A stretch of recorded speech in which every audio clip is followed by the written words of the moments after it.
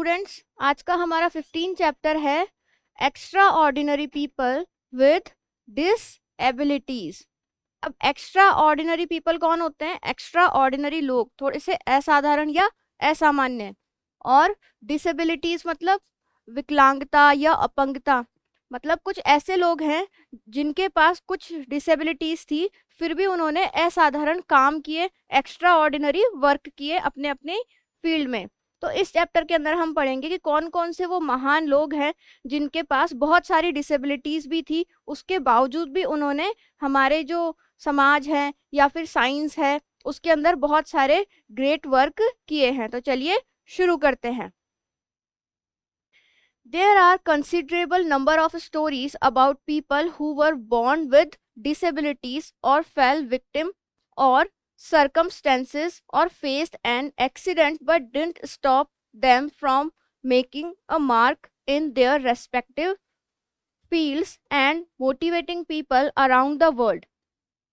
अब हमारे पास ऐसी बहुत सारी स्टोरीज मिल जाएगी आपको देखने के लिए, जहाँ पर कैसे लोग हैं जो कि बॉर्न विद डिसेबिलिटीज, जो कि पैदाइशी ही उनको कोई ना कोई डिसेबिलिटी है, और या फिर कुछ समय बाद उनको कोई ना कोई डिसेबिलिटी हो जाती है।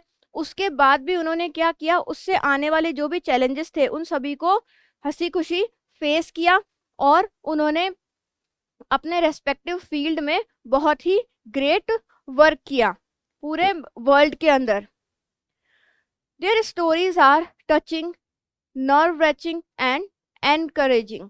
अब उनकी जो स्टोरीज है वो हार्ट टचिंग स्टोरीज है और हमारे लिए एनकरेजिंग है, मतलब हमारे अंदर साहस वो पैदा करती है, हमको मोटिवेट करती है। तो ऐसे बहुत सारे लोग हैं हमारे लिए, जैसे स्टीफन हॉकिंग्स है, अलेक्जेंडर द ग्रेट है, और भी ऐसे बहुत सारे लोग हैं जिन्होंने अलग अलग फील्ड्स के अंदर काम किया है। तो चलिए शुरू करते हैं। Disability is a term which nobody wants to get associated with. अब disability एक ऐसी टर्म है जिससे कोई भी व्यक्ति मतलब कोई भी व्यक्ति नहीं चाहता कि उसे कोई भी disability हो। There are different types of disabilities that affect many people. अब हमारे पास अलग अलग टाइप की बहुत सारी disabilities होती है जो कि लोगों को इफेक्ट करती है। Learning disability is the most common type of disability. अब जो लर्निंग डिसेबिलिटी होती है, मतलब सीखने से रिलेटेड जो डिसेबिलिटी होती है, वो लोगों को सबसे ज़्यादा प्रभावित करने वाली डिसेबिलिटी होती है या फिर मोस्ट कॉमन डिसेबिलिटी है।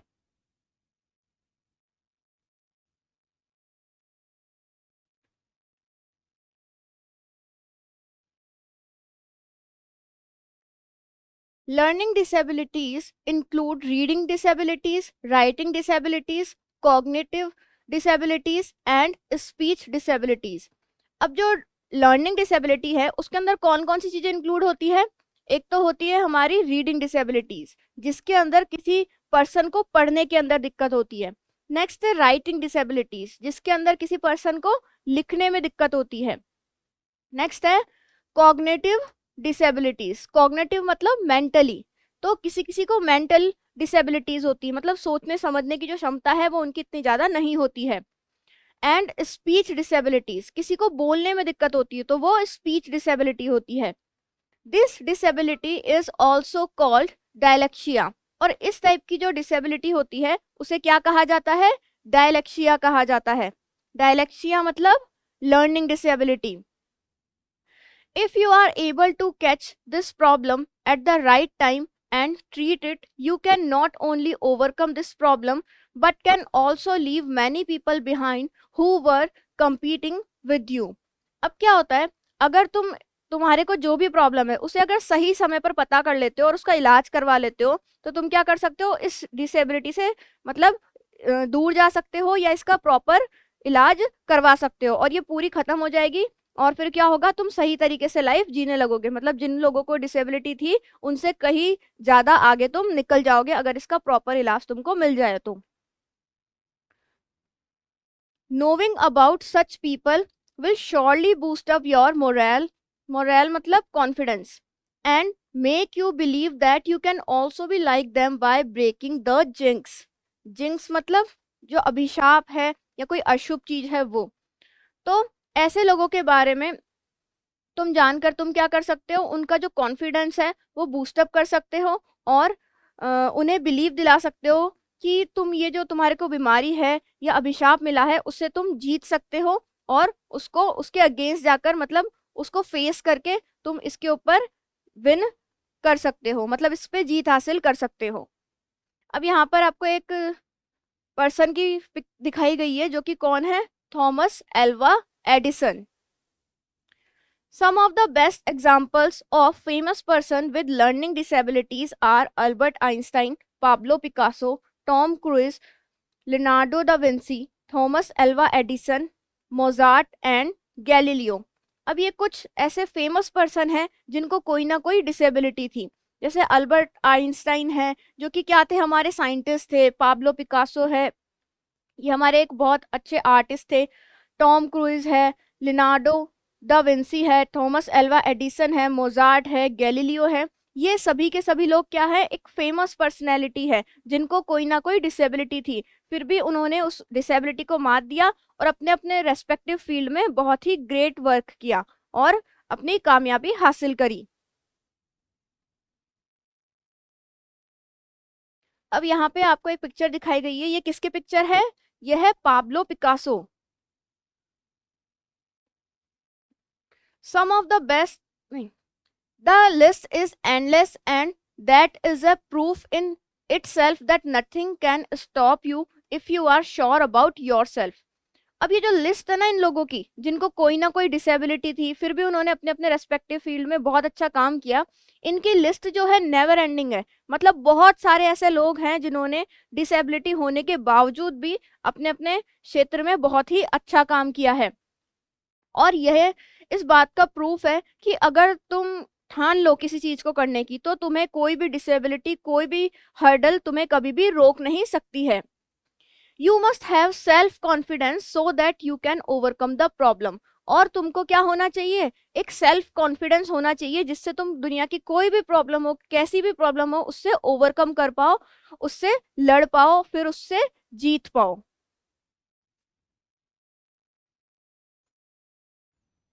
और यहाँ पर एक और फेमस पर्सनैलिटी है, Beethoven. In learning disorder your mind functions differently. अब लर्निंग डिसऑर्डर में क्या होता है, तुम्हारा जो माइंड है, हमारा जो माइंड है वो क्या करता है, थोड़ा सा डिफरेंटली वर्क करता है, मतलब नॉर्मल लोगों की बजाय थोड़ा सा अलग काम करता है। And the main thing to keep in mind is that it is working, so what is differently. अब तुमको मेन चीज ध्यान में रखने की ये है कि माइंड काम तो कर रहा है लेकिन डिफरेंट किस तरीके से है।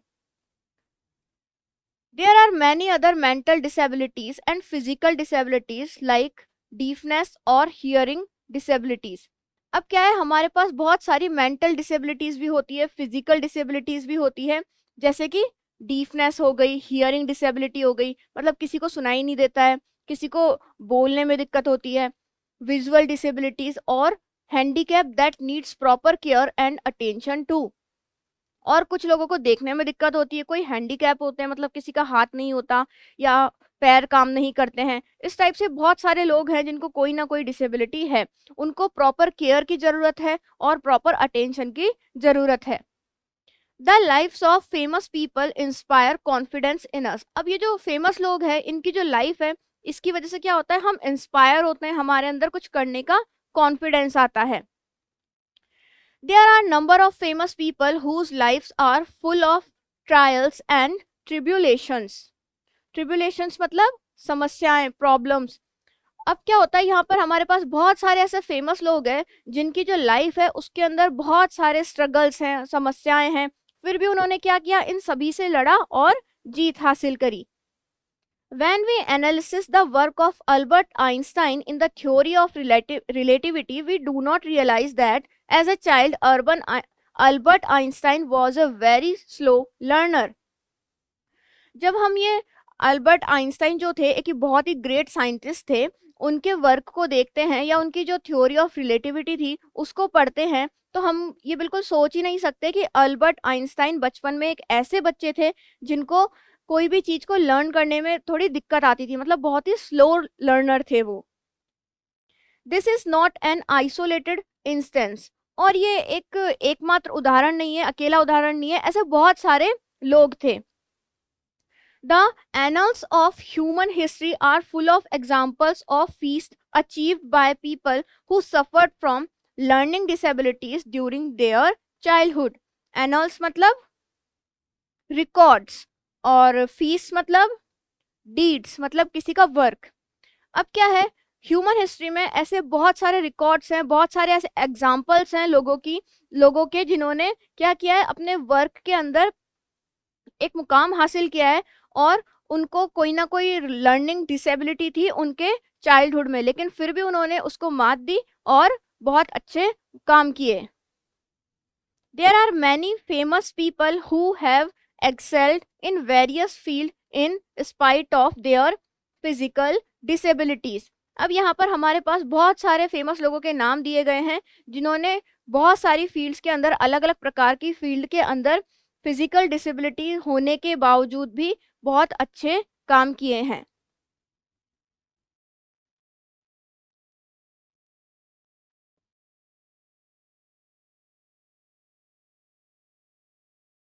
Overcoming each and every hurdle on their way, और इन डिसेबिलिटीज होने के बावजूद भी उन्होंने हर एक हर्डल को फेस किया है।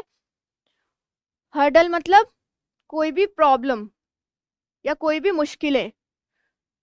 The physical disability is a hurdle to normal existence and a person has to be mentally strong enough to overcome the barrier of this handicap nature. अब क्या है, जो फिजिकल डिसेबिलिटी है, जो नॉर्मल एग्जिस्टेंस है, जो नॉर्मल पीपल है, उनके लिए बहुत ज़्यादा एक हर्डल है, एक प्रॉब्लम है। तो ऐसे पर्सन को बहुत ज़्यादा मेंटली स्ट्रांग होना पड़ता है, होना चाहिए, ताकि वो उसको आने वाली जो परेशानियां हैं उनको निपटने के लिए, मतलब उसके अंदर साहस होना चाहिए, करेज होना चाहिए, और मेंटली वो स्ट्रांग होना चाहिए, वो टूटना नहीं चाहिए जल्दी से। क्यों? क्योंकि उनकी जो हैंडीकेप नेचर है उसके अंदर उनको बहुत सारी दिक्कतें फेस करनी पड़ेगी, इसलिए उस व्यक्ति को मेंटली बहुत स्ट्रांग होना पड़ता है। They are an inspiration to motivate that disability can not restrict the rights of the person to excel in the fields that he may desire to. अब ये हमारे लिए एक इंस्पिरेशन होते हैं, मोटिवेट करते हैं कि कोई भी फिजिकल डिसेबिलिटी हो या मेंटल डिसेबिलिटी हो, वो हमें किसी भी फील्ड में आगे ले जाने से रोक नहीं सकती है। एक्सेल मतलब stand out. They are not super humans but despite being ordinary they are extraordinary. अब क्या है, वो सुपर ह्यूमंस तो नहीं है हमारे लिए, पर साधारण होने के बावजूद भी वो हमारे लिए असाधारण व्यक्ति होते हैं। Here are some famous people with disabilities who have attained heights of success. अब यहाँ पर आपको कुछ एग्जाम्पल दे रखे हैं लोगों के जो कि बहुत ज़्यादा फेमस थे, लेकिन उनको कोई ना कोई डिसेबिलिटी थी, फिर भी उन्होंने अपने फील्ड के अंदर बहुत महान कार्य किए। जैसे सबसे पहला तो दिखा रखा है आपको पिक्चर जिम अबॉट की। Jim Abbott, the Olympic gold medalist in 1988, doesn't have his right hand. अब ये जो जिम अबॉट है ना, ये ओलंपिक गोल्ड मेडलिस्ट है। कब मिला था इनको? 1988 में मिला था, और उनके पास क्या है, अपना सीधा हाथ नहीं है। नेक्स्ट है Franklin Roosevelt was a polio patient and he used a wheelchair and stood with the aid of steel leg braces. अब जो फ्रैंकलिन रूजवेल्ट हैं वो क्या है, एक पोलियो पेशेंट थे, और ये एक व्हीलचेयर का यूज करते थे, और खड़े होने के लिए स्टील लेग जो ब्रेसेस आती हैं उनका यूज करते थे। नेक्स्ट है Stephen Hawking, perhaps the greatest living scientist, was suffering from amyotrophic lateral sclerosis, popularly known as Lou Gehrig's disease, that tempers with the nerves that control a body's voluntary movements. अभी जो Stephen Hawkings थे, जो कि हमारे बहुत ही great scientist थे, इनको भी एक बीमारी थी जिसे हम शॉर्ट में बोल सकते हैं ALS, जो कि ये बीमारी थी। इसकी वजह से क्या हुआ था, इनकी जो नर्व्स है इनके ऊपर इनकी बॉडी का कंट्रोल नहीं था, मतलब ये खुद से चल फिर नहीं पाते थे। फिर भी इन्होंने बहुत सारे महान काम किए साइंस से रिलेटेड। अब नेक्स्ट देखते हैं Beethoven, the legendary music composer, was deaf during the composition of his ninth symphony. Legendary मतलब famous. अब जो बीथोवन थे वो भी एक बहुत ही फेमस म्यूजिक कंपोजर थे, और जब उन्होंने नाइन्थ अपनी जो सिम्फनी कंपोज की थी उस टाइम पे वो डीफ थे, मतलब वो सुन नहीं सकते थे. नेक्स्ट है the famous Hollywood personality Tom cruise suffers from dyslexia, a learning disability in which the brain alerts the way process of return script. अब क्या है, जो हमारे फेमस फेमस हॉलीवुड पर्सनैलिटी है, मतलब ये एक्टर हैं टॉम क्रूज, उनको क्या थी, एक लर्निंग डिसेबिलिटी थी, डायलेक्सिया था उनको, जिससे उनको जो रिटर्न स्क्रिप्ट होती है उसको पढ़ने के अंदर दिक्कत होती थी. नेक्स्ट है Alexander the great suffered from epilepsy but he tried to conquer the world. Conquer मतलब विन, जीतना. अब क्या था, जो अलेक्जेंडर द ग्रेट था उसको भी एपिलेप्सी थी, पर उसने फिर भी वर्ल्ड को जीतने की ट्राई करी. नेक्स्ट है brain grazer, popular producer of Hollywood movies, gives a vivid description in his personal accounts of his struggle with dyslexia during childhood. अब चाइल्डहुड में ब्रेन ग्रेजर, जो कि कौन थे, पॉपुलर प्रोड्यूसर थे हॉलीवुड के अंदर, उनको भी अपने बचपन में डायलेक्सिया था, जिन्होंने अपनी जो पर्सनल राइटिंग्स है उनके अंदर इन्होंने पूरा रियलिस्टिक एग्जाम्पल दिए हैं और बताया है कि कैसे कैसे इनकी लाइफ के अंदर स्ट्रगल रहे थे. विविड मतलब realistic. However, he successfully overcome dyslexia and went on to produce some hit movies including Apollo 13 and A Beautiful Mind. ये सारी बीमारियां होने के बाद भी इनको क्या किया, इन्होंने सक्सेसफुली ओवरकम की इस बीमारी को और प्रोड्यूस की, बहुत हिट मूवीज दी थी इन्होंने. कौन कौन सी दी थी, अपोलो 13 और अ ब्यूटीफुल माइंड. मतलब इनको भी डिसेबिलिटी थी, डायलेक्सिया था, फिर भी उन्होंने इतने हिट मूवीज दी थी बाद में.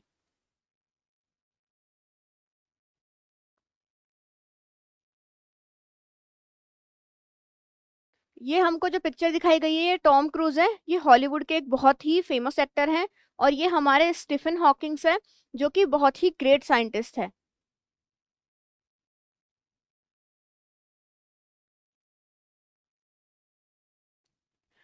एना Bancroft was a famous adventurer. अब जो एना बैनक्रॉफ्ट थे वो कौन है, वो एक बहुत ही फेमस एडवेंचरर है. She was the first woman to travel the North Pole, और ये कौन थी, पहली महिला थी जिन्होंने नॉर्थ पोल को ट्रेवल किया था. She had been honoured in the National Women's Hall of Fame, और इनको किससे सम्मानित किया गया था, National Women's Hall of Fame से इनको सम्मानित किया गया था. She had a problematic childhood, और चाइल्डहुड का इनका जो बचपन था वो भी बहुत ज़्यादा प्रॉब्लमेटिक था. As she suffered from acute and prolonged dyslexia. क्यों, क्योंकि इनको भी बहुत ही लंबे समय तक क्या रहा था, बहुत ही लंबे समय तक जो डिसेबिलिटी है डायलेक्सिया रहा था इनको. अब हम देखते हैं नेक्स्ट कौन है, स्टीफन हॉकिंग है. प्रोफेशन क्या था इनका, एस्ट्रोनॉमिकल फिजिसिस्ट एंड मैथमेटिशियन. ये कौन थे, एस्ट्रोनॉमिकल फिजिसिस्ट थे और मैथमेटिशियन थे. डिसेबिलिटी मोटर न्यूरॉन डिजीज, इनको कौन सी डिजीज थी, मोटर न्यूरॉन डिजीज थी. Stephen Hawking is one of the greatest astronomical physicist of modern times. अब ये जो हमारे स्टीफन हॉकिंग्स है ये हमारे मॉडर्न समय के, मतलब नए समय के क्या थे, एक ग्रेटेस्ट एस्ट्रोनॉमिकल फिजिसिस्ट थे. He developed motor neuron disease which worst with time and left him confined to the wheelchair. इनको क्या हुआ, धीरे धीरे करके एक मोटर न्यूरॉन डिजीज डेवलप हो गई जो धीरे धीरे करके और ज़्यादा खराब होने लगी, जिसकी वजह से क्या हो गया, ये व्हील चेयर पर आ गए, मतलब अपनी बॉडी को अपने हिसाब से ये काम में नहीं ले पाते थे. His speech too got more slurred. Slurred मतलब क्या होता है, inaudible.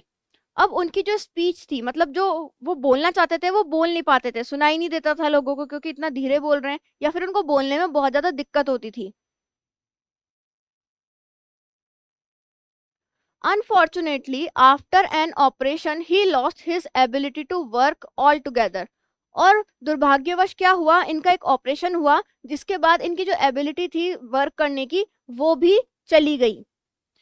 There was a time when he could communicate only by spelling out words with the help of a person by raising his eyebrow when someone pointed to the right letter.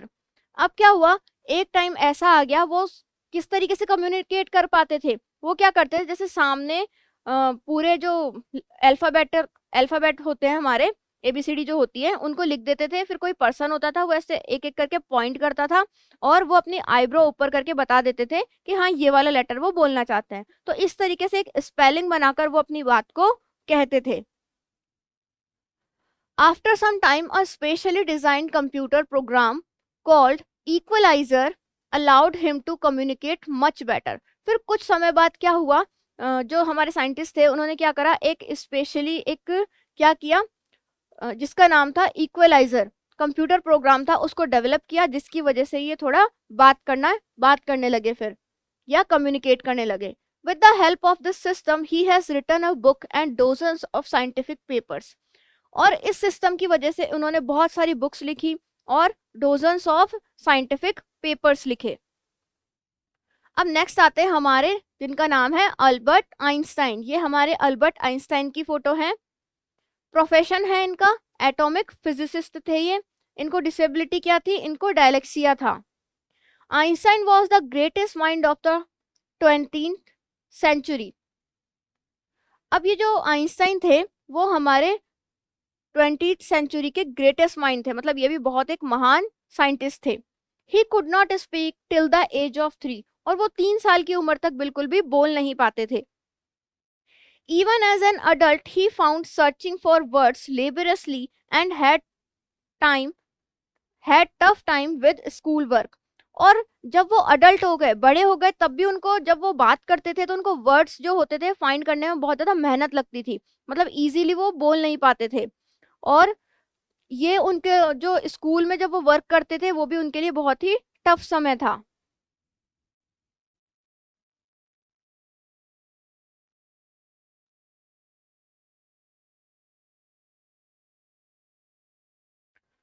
मतलब जो school के अंदर वो work करते थे, school का जो homework होता है या स्कूल के अंदर पढ़ाई करते थे, तब भी उनको बहुत ज़्यादा दिक्कत होती थी ये सारे काम करने में। He could hardly express himself in written language, और वो अपने आप को रिटन लैंग्वेज में भी एक्सप्रेस नहीं कर पाते थे। Yet as well all know he propounded the theory of relativity and came to be known as one of the most brilliant scientists ever। उन्होंने क्या किया, प्रोपाउंडेड मतलब प्रपोज्ड, ये सारी डिसेबिलिटी होने के बावजूद भी उन्होंने क्या किया, थ्योरी ऑफ रिलेटिविटी को प्रपोज किया, और जो कि पूरे वर्ल्ड के अंदर जानी जाती है। और इस प्रकार ये क्या थे, हमारे एक ब्रिलियंट साइंटिस्ट रहे अब तक के। नेक्स्ट आते हैं हमारे जॉन मिल्टन। ये कौन थे, हमारे पोइट थे। ये इनकी जो पोएम्स है वो अभी भी पढ़ी जाती है। ये एक पोइट है बाय प्रोफेशन। डिसेबिलिटी थी इनको विजुअली चैलेंज, मतलब इनको देखने में दिक्कत थी। His physical disability could not stop him from writing. अब इनकी जो फिजिकल डिसेबिलिटी थी उसकी वजह से क्या हुआ, फिजिकल डिसेबिलिटी होने के बावजूद भी इनकी जो राइटिंग्स थी, मतलब इनको लिखने से वो नहीं रोक पाई, उसके बाद भी वो अपनी पोएम्स वगैरह लिखते थे। He wrote one of the most famous epics in the world, Paradise Lost। और इन्होंने दुनिया का सबसे जो फेमस क्या था, इनकी राइटिंग थी जिसका नाम क्या था, पैराडाइज लॉस्ट। और इनकी जो पोएम्स थी वो आज भी दुनिया में फेमस है। इनकी सारी राइटिंग्स आज भी बच्चे अपनी बुक्स के अंदर पढ़ते हैं। एपिक्स मतलब classics. The epic is famous for its remarkable similes and imaginary of creating picture through words। और इनकी जो ये एपिक है ये किसके लिए फेमस था, रिमार्केबल सिमिलीज के लिए, जिसके अंदर क्या था, imaginary of creating pictures through words. इसमें ये ऐसे वर्ड्स लिखते थे, इस तरीके से राइटिंग करते थे, इस तरीके से लिखा जाता था कि हमारे माइंड में एग्जैक्ट इमेज बनती थी, इमेजिनेशन होती थी, उसके लिए ये फेमस थी। सिमिलीज मतलब ये फिगर ऑफ स्पीच होते हैं, जैसे हिंदी में अलंकार होते हैं उस टाइप से इंग्लिश में भी होते हैं।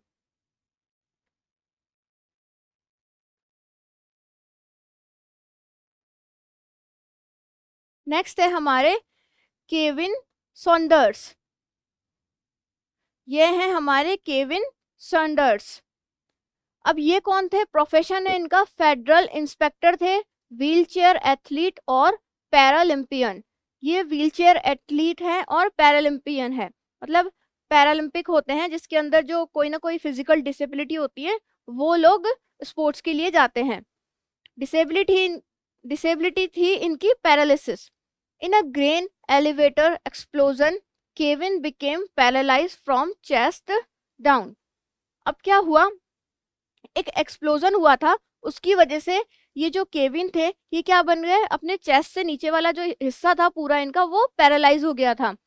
The accident broke his back and his lungs collapse. इस एक्सीडेंट की वजह से क्या हुआ, इनके जो लेग्स थे वो ब्रोकन हो गए और इनके जो लंग्स थे वो भी खराब हो गए।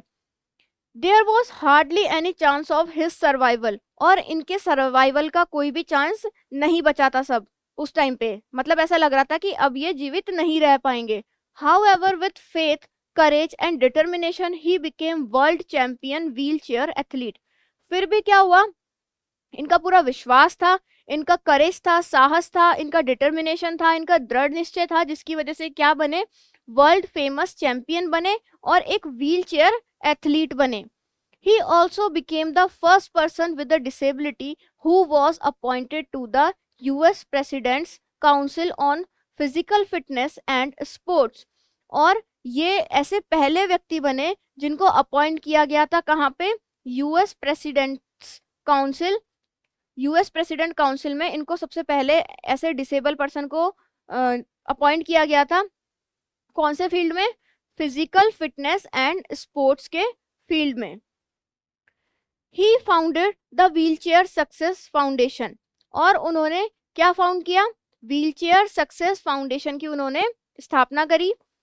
This organization provides scholarship funds to disable people for pursuing higher education to overcome their adversities. Adversities मतलब हार्डशिप्स।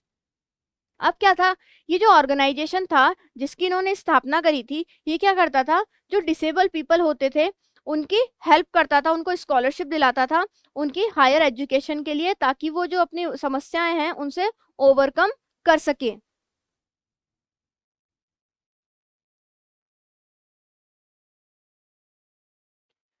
नेक्स्ट है हमारे सुरेश आडवाणी।